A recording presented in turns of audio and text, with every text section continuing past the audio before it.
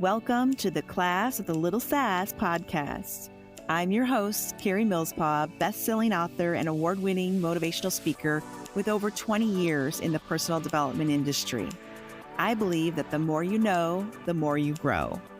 With each podcast episode, I will educate and empower you, girlfriend to girlfriend style, on how to create a happy life, from motherhood guidance, career and business advice, to feeling confident in your relationships and everything in between. This is Real Talk Radio. Let's jump right into today's episode.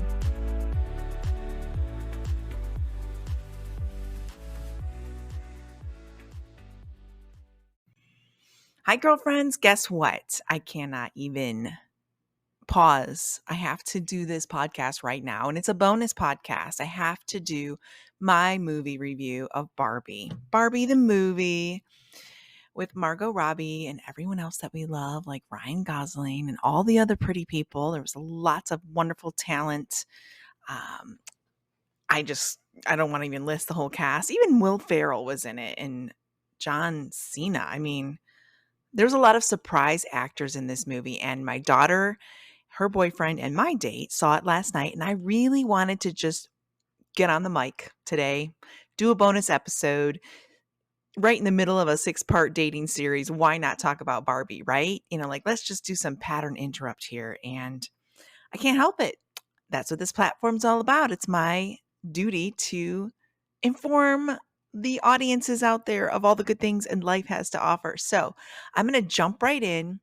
I've had so much fun with this movie. I think I first saw, was it over a year ago? My daughter, of course, immediately when there was just a glimpse of a trailer and we knew who the cast was. And I'm like, yes, I cannot wait. When does that come out?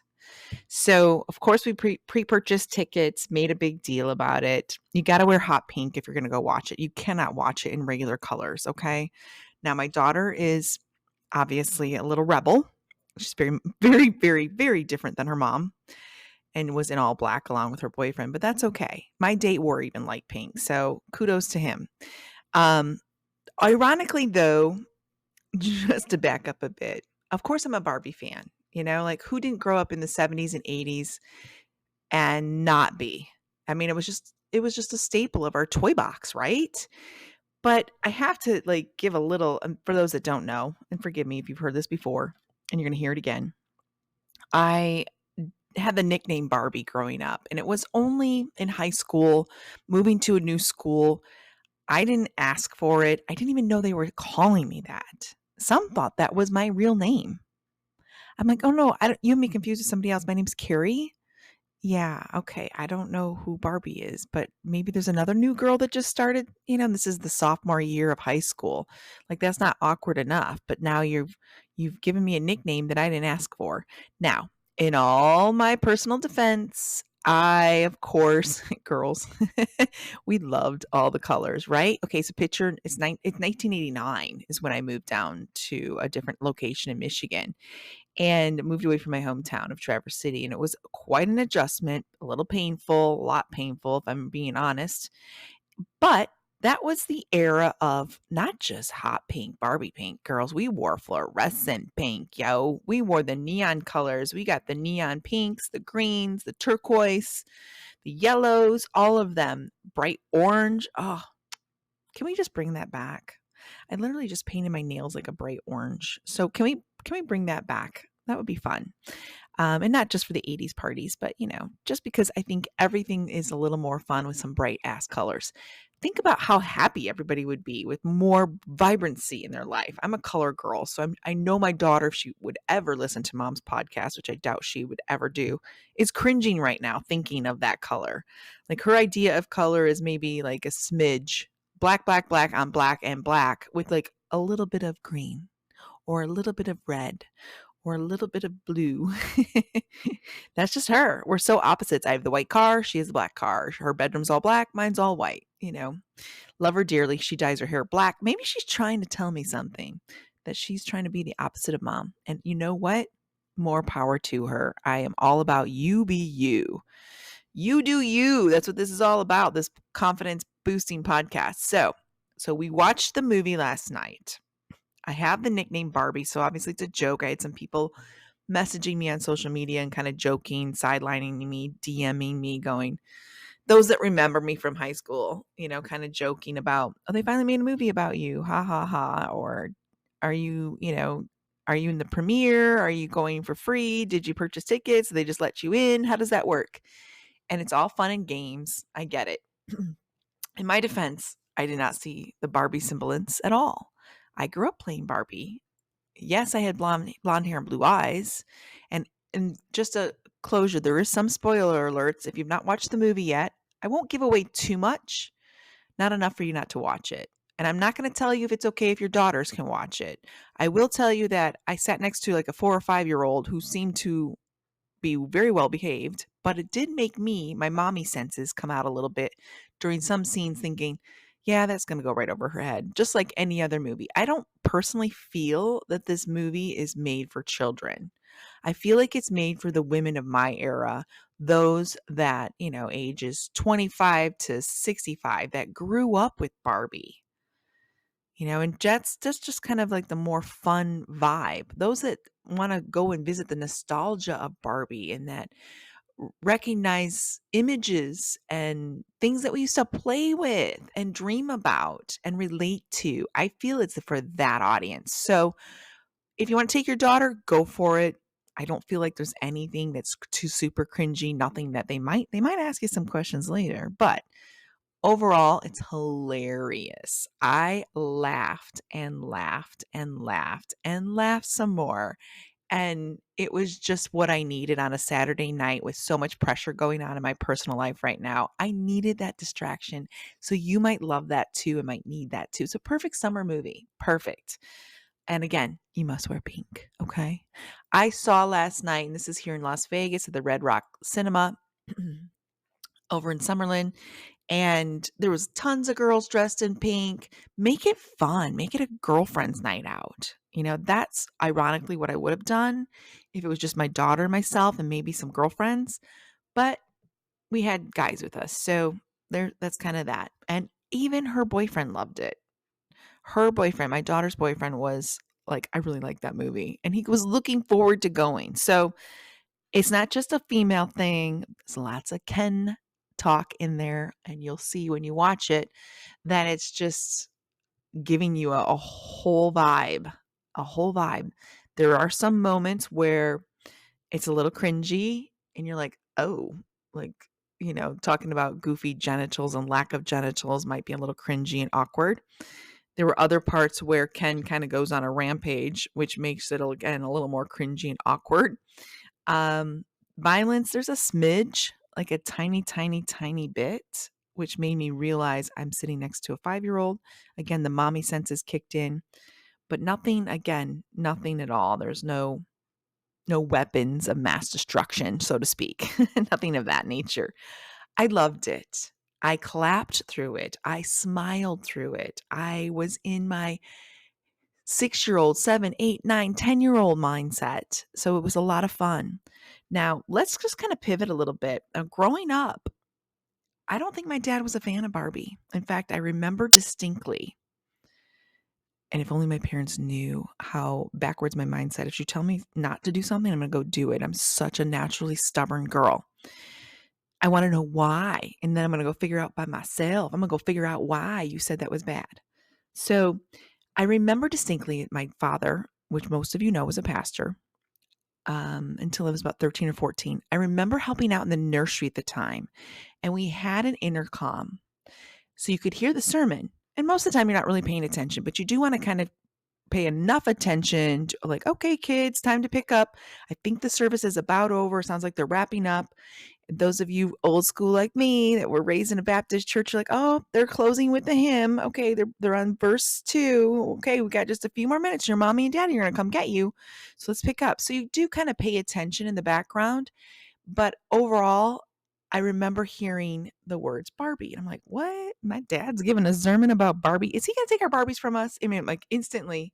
And I'm old enough to babysit, but still interested in Barbie. I think I was probably 10, 11, maybe even 12.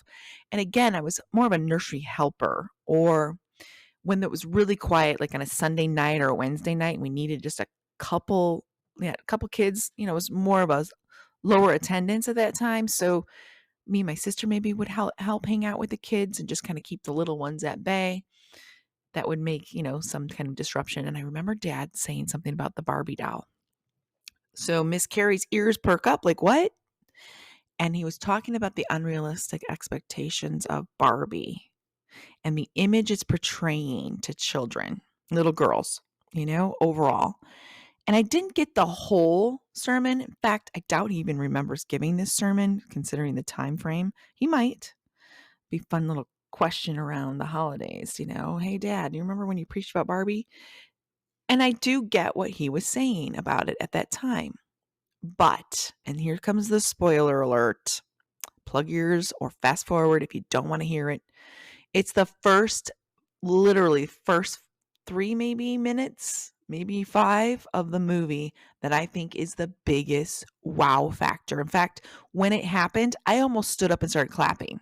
You know me, all this women empowerment, girl, you have the confidence and the courage to do whatever you want. You know me, I'm just out there fanning your flame, inspiring you to go big, telling you what you can be made of. Don't let society tell us what to do. So naturally, I'm going to be a big advocate for this movie because it resonates with how I feel, how I see the world, and what I do in my own personal brand. It's going to hit home. It hits me in the right spot, just those core values. Being a family, coming from a big family of nothing but females. Oh my goodness, we're just inundated. I've come from a family of 4 girls and a boy. My mom's the oldest of 8, 5 girls and 3 boys. And it's just all around us. Cousins and aunts and relatives and nieces and all the things. A daughter. I love it. Go girl. That's should be my tagline. Just go girl.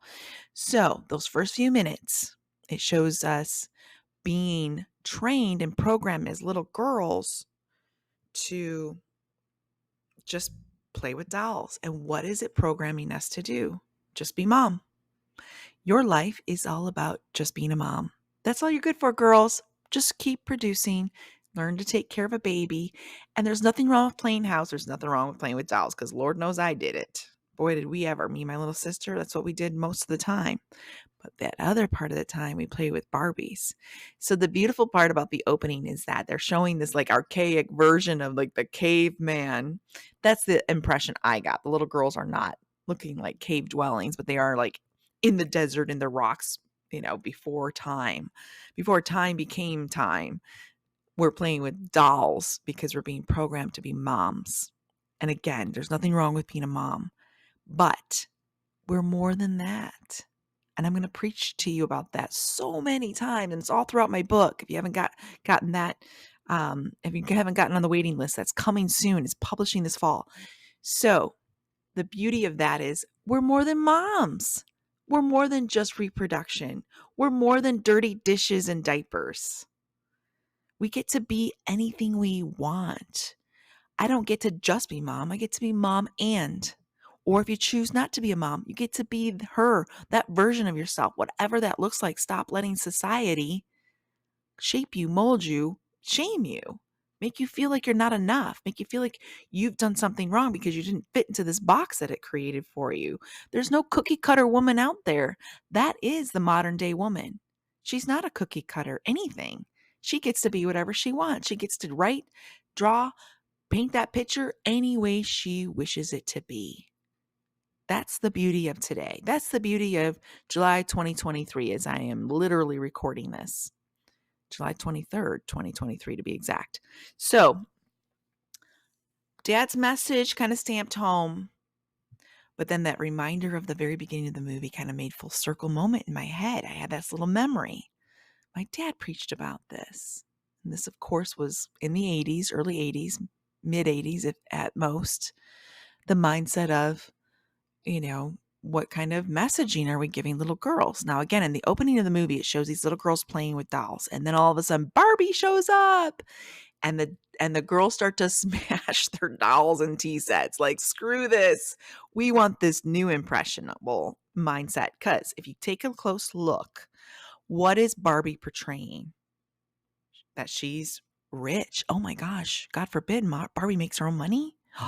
No, we can't have that. She's just supposed to stay home and do the ironing and do the laundry. Barbie gets to have a career? Barbie gets to be a doctor? I mean, you think about all the different Barbies out there. Maybe she's a trainer, an instructor. She's more than a dog walker. She is more than a mom. She's more than just, she gets to be career Barbie, astronaut Barbie. Do your own research at what the messaging that Mattel has given to us. That Barbie's limitless, right? Isn't that a lot better than just procreate, girls? Go have 12 babies and you're going to like it. Just be that. Again, God gave us this beautiful, beautiful gift. This natural nurturing DNA that's hard coded in us, not to mention our reproductive sources that we get to bring new life. That's an honor. 100% a gift. Some mamas out there get it. Some wannabe mamas didn't get it. And you know what? I hug you virtually. Love you. But I'm sure there's a way also for you to adopt, still be a mother to someone, a mother figure, wisdom maker, that mentor, that beautiful person, whether it's your fur babies you love, whatever it looks like. It's hard coded in us to nurture somebody, whether it's our own flesh and blood or not. It's just a part of us. It's in that human 2.0 DNA that God made when he created Eve. So it's okay. It's okay to want to be a mom of 12, but those babies grow up. And then what? Oh, grandbabies, Carrie, grandbabies come. Yes, maybe. But at the end of the day, if you live vicariously through your children all the time, you lose yourself. They go off to college. Then what? I feel empty. I don't know who I am anymore. Sister, I've been trying to tell you to have a side hustle this whole time. You got to find your value and worth outside of raising your babies, because it will leave you feeling so empty. You will feel like this void, this empty, vast canyon inside of your heart when they leave and move on. And it will happen. And you might not recognize it right away, where you're thinking, wait a minute, why do I feel so weird about my kids going to college or getting married or whatever that next step is, or just moving out in general or getting their own career? Why does this feel weird? Why does this kind of feel like I'm not needed anymore kind of feeling, or who am I? So many women go through this. I have to just hug you. And those that haven't gone through it yet, it's coming. Get ready. And the best way to get ready is to find out who you are now. Somewhere along the way, you lost yourself in wanting to be a wife. You start to lose yourself a little bit. Then you want to be a mom. You start to lose yourself a little bit. Then your kids grow up and you're like, I don't know who I am anymore. Maybe I'll just get a lot of pets or volunteer. Girl, get your side hustle.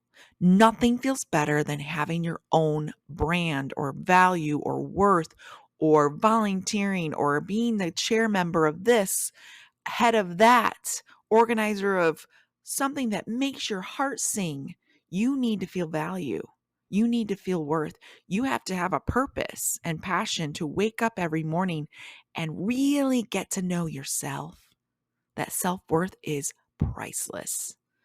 I always joke, as soon as I created my own personal brand, I was like, I got it. I don't need anybody. I'm so happy. I feel like I found my place in this world. I have a voice now. The things I do matter. I need to share this with the world. It's better than sex. And I really like sex. And I say that with kind of cheeky.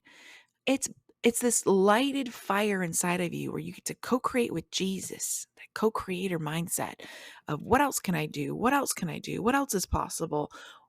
How does this get to be the best day ever? All these mindset affirmations that go through your head. Like, what else? You get to create your own mini miracles instead of, living life on repeat. Same thing every day. Get up, get the kids to school, do your chores, get the groceries. I mean, can you feel it in my voice? Same thing. Clean a toilet, scrub the bathtub. I mean, come on, girls. There's more to life than that. You can hire someone, empower another female that's got her own cleaning business to do that stuff. Empower a sisterhood, not just sister, but sisters. nieces, nephews. I'm not talking about family here. I'm talking about your girls. Empower her. She's got a cleaning company. Get those people in there. That's her business. Empower someone that's also a single mother or whatever that looks like, that's also looking for her brand and finding out her way of adding value to this planet. That's what I took away from Barbie, more or less, especially in the first 5 minutes. That was the wow factor. That was the what? Are you kidding me? And all the memories flooded towards me fast of Dad's sermon, my nickname in high school, which again, I think I was the last to know it was even my nickname. Caught me off guard. Again, I blame it on the hot pink. I wore all those bright colors on the very first day of school. Can't blame them. But more importantly, I really, really feel super awesome about that that little subliminal messaging throughout the movie. It had a great message. The other part was, and I love that Margot Robbie was considered stereotypical Barbie. And I say that with air quotes because you can't see me. And that's fun because we do have a stereotypical Barbie. And then there's all the other Barbies, which have faces like everyone else on this planet. And that I love that Mattel has grown the brand so that it's relatable to women of all shapes, sizes, colors, nationalities, culture, everything. There was a weird Barbie in there, which was so much fun. I could totally relate to weird Barbie. Oh my gosh, I totally busted up my sister knows this. We ruined a Barbie. We cut her hair, we colored it with markers. She was punk rock Barbie, hello, mid 80s. And I could relate to that Barbie. She's awesome. So again, it was just all the fun little innuendos, the relatable factors. It was hilarious, just the fun of, yeah, Barbie doesn't walk. We just carry her everywhere. And how did she get dressed? And all this magical things that just happen and how, realistic and non-realistic it really is. Barbie's dream house had an elevator, some had stairs. I don't really remember the stairs. Some had water slide looking features. How did Barbie get up from the top floor to the bottom floor? And all the fun things, and we as children didn't have the money for all the extra Barbie accessories. We had a ton of Barbies. I think we counted like 80 some and maybe one or two Ken dolls. He was having a blast with them 80 girls. Huh. It's like Ken's harem, if you think about it. Maybe it was G.I. Joe's harem, more or less, because my brother had a G.I. Joe doll and we all stole that. Sometimes Barbie wanted to go on a date, she got all dressed up for nothing. Can't have girls' night every night.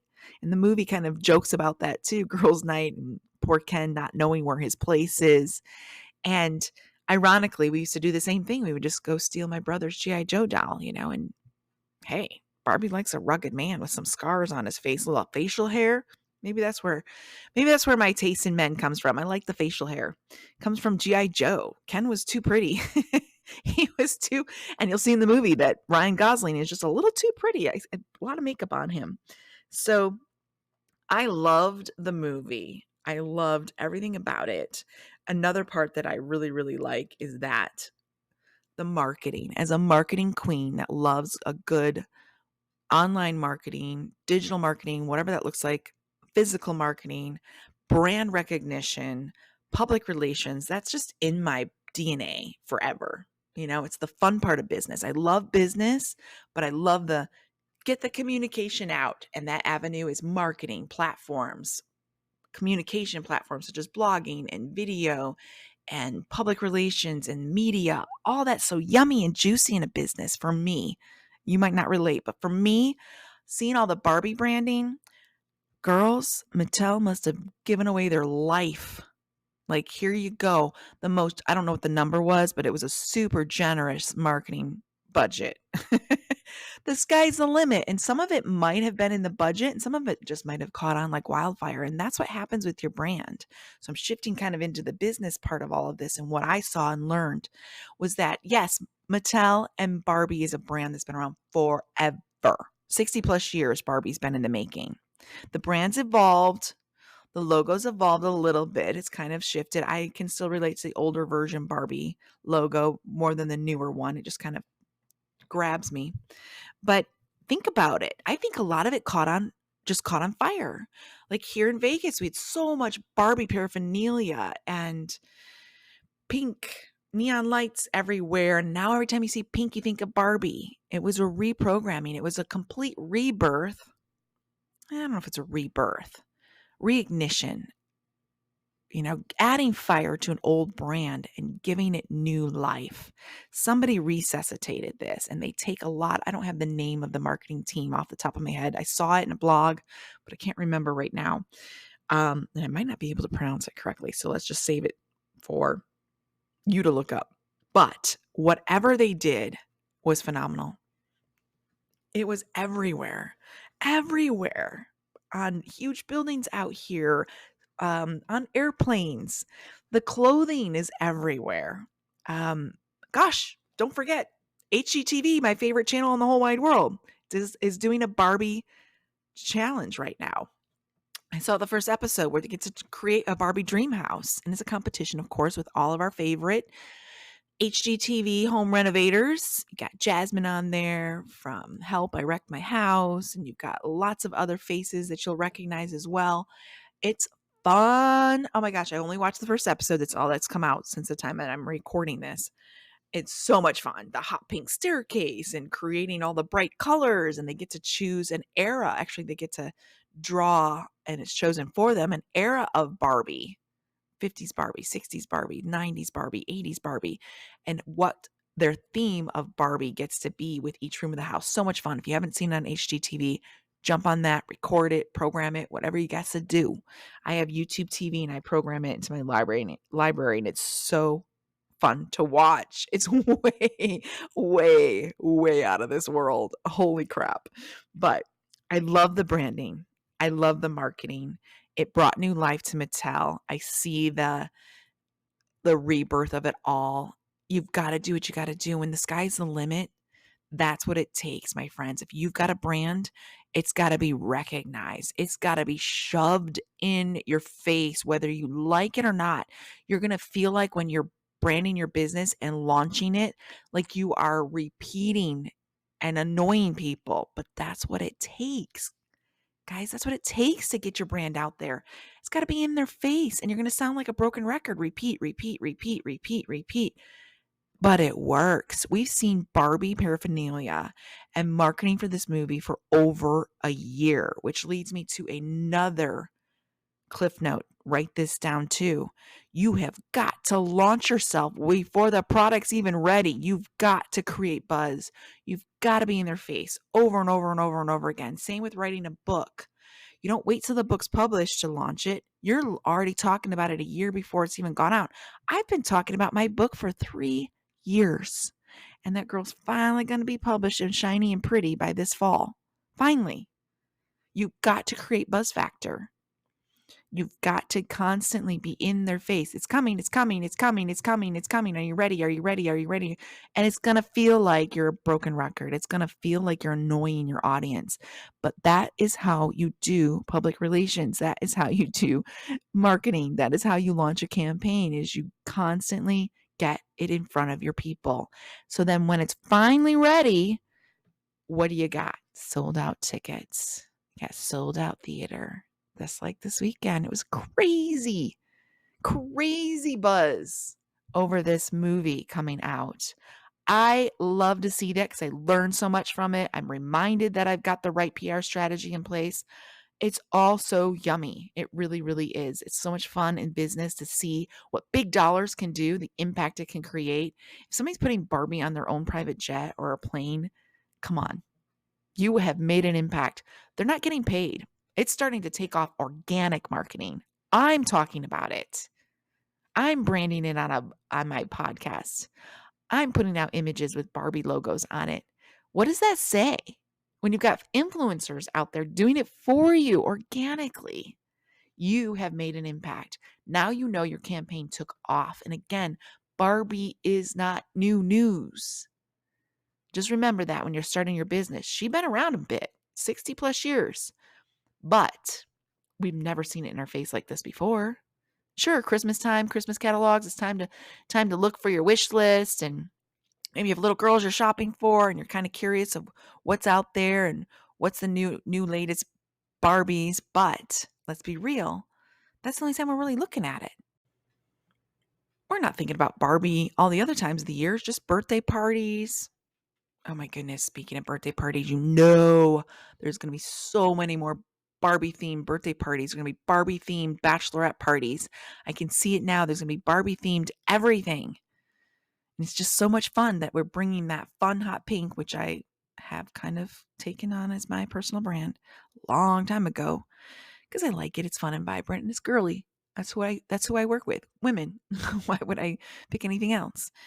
So it reminds me that there is new life you can bring to your brand. So if you feel like it's been on stagnant or on neutral for a while, learn from the Barbie strategy. I'm going to start coding it that, bringing it back to life, giving it a new brand, a new image, a new event, something to look forward to. What can you do in your business today to take away from this larger than life brand that has gone above and beyond to the point where now we're all programmed as pink now for sure means Barbie, not Hello Kitty, not any other brand. No one's thinking of any other brands right now, but Barbie. Every time they see that color pink, what can you do? Is it bright orange, which kind of Amazon does influence, but what do you get to have? Branding is so much more than just a color palette. Now it starts there. I mean, a lot of you guys overlook that one.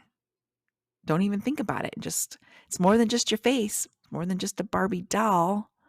She's got a logo. She's got font. She's got all kinds of things. There's so many parts and fun pieces to personal branding that I love. That's the yummy part of the business that I do. I love working with a brand because then I get to explode it. First, let's make it worthy of being on launch, on shout out, on blast. That's the word my daughter always used. Mom, put it on blast. Make it a brand that's first going to stick and be consistent. You have to be consistent with your brand. You can't go, I'm going to use this logo today and something different tomorrow and another font different. No, girls, the font is even iconic, right? Look at Barbie. Her font is iconic. The color hex code is iconic. You've got to stay on brand. We're programming our audience to recognize us when they see us out there. It's got to be consistent. It's got to be consistent. That is key. If you haven't built a personal brand yet, please reach out to me. I don't know if we'll have the capacity to take you on, but by all means, at least schedule like a quick discovery call to see if it's even possible for you to start there. I would prefer you start with your brand first before you start to go into product creation and launching, because your brand's got to speak to the volume first. You got to get out there first. And there's such a nice way to just kind of edge out, dip a toe into the pool first without jumping in head first into the deep end. But by all means, start there. If you've already created a company and you've not done the personal brand part yet, it's okay. You can still do a rebrand because it just gives us an excuse to do more PR. Hey, look, we're rebranding. Check out our new look. Check out our new website. Check out our new products. Check out everything we've done. Nothing more fun than a rebrand to an existing business. We do that too. And it's okay. It's not too late for you. If you're feeling that, oh, we did this so wrong, Carrie. I just jumped in. I was taught to just do a list build. Yeah, I know. Me too. But brand is important, right? What would Barbie and the movie do if it didn't have a brand? No one could replicate it. It couldn't organically be on t-shirts everywhere that you look, right? And you know what it is because it doesn't say Barbie in a different font. It says in Barbie's font. And yes, there are two out there. I've done some research, but the hex code and all of the colors are the same. So, a little bit more about Barbie the movie as I circle kind of back and kind of shorten this up a little bit. I loved the reverse kind of psychology, I guess, that they did in this movie. It was so cool. Because Barbie Land, women control the world. Reality Land, we already know that because we live there. Men control the world. And that's kind of sad. That was kind of the cringy part where I was like, ooh, there's some truth to that. Damn, they just shoved it right in our face, blatantly obvious in this movie. And what can we do about it, girls? We're just as brilliant, if not more. We see things differently. We feel things differently than men. Why don't we get to be the CEOs and the CFOs and the COOs of big companies? And I'm not talking about just your own brand. Why not go after the career you've always wanted? What is stopping you? Because there's only less than 7% of the CEOs of big corporate America is women. Less than 7%. Girls, what are you doing? Why are you letting the men lead?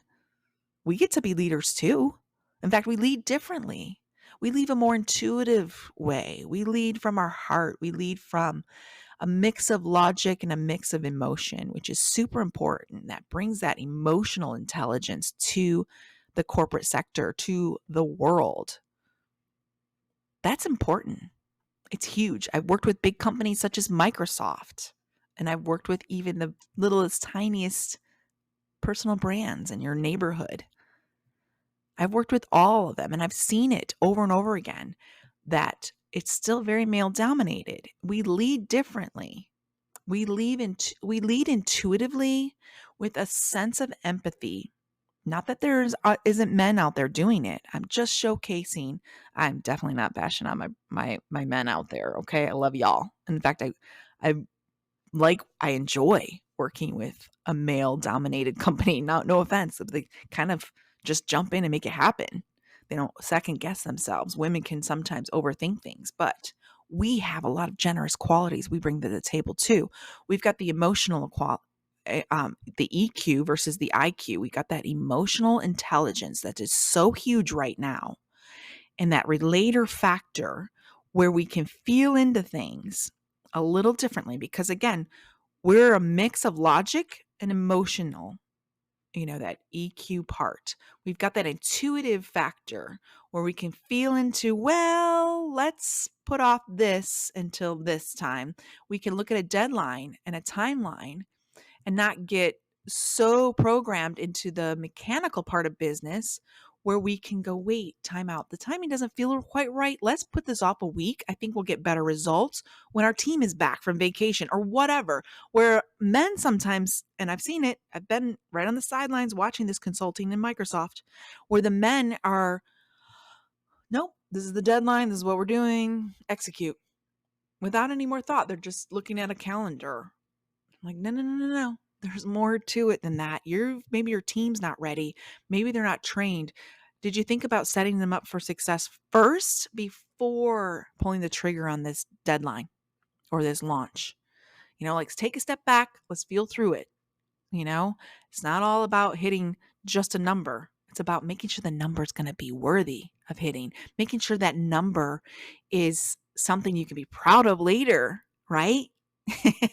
So proud of it that you're gonna hate it coming up the next year because you're like, oh man, those Q1 sales were so high. We're gonna have to try to beat last year. That sucks.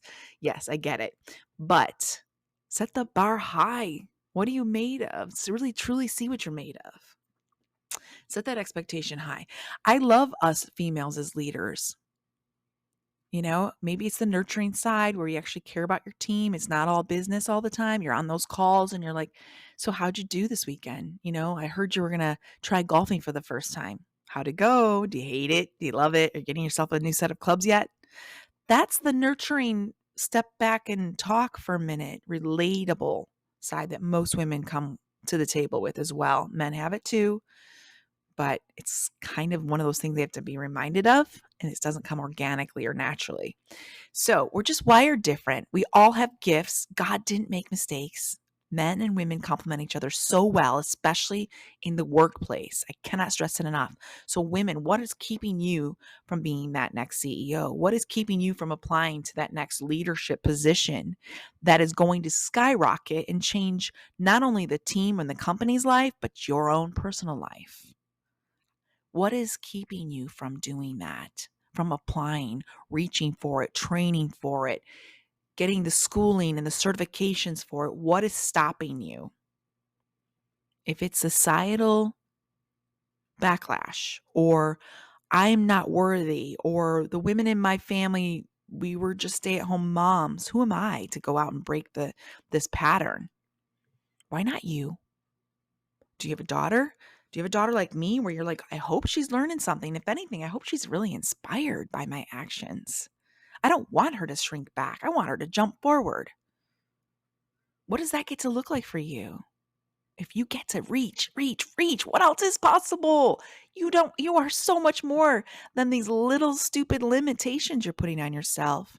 Look outside your zip code. Sometimes it's where you live that feels small, tiny, and in a box. I'm getting ready to move back home to my hometown. That feels tiny to me. I feel like I'm kind of going backwards in some instances, but I'm like, wait a minute. No. I'm Carrie. I'm larger than life. I've already broken through the box I put myself in years ago. I burned the box. It doesn't exist anymore. I get to be whatever I want to be, regardless of where I live.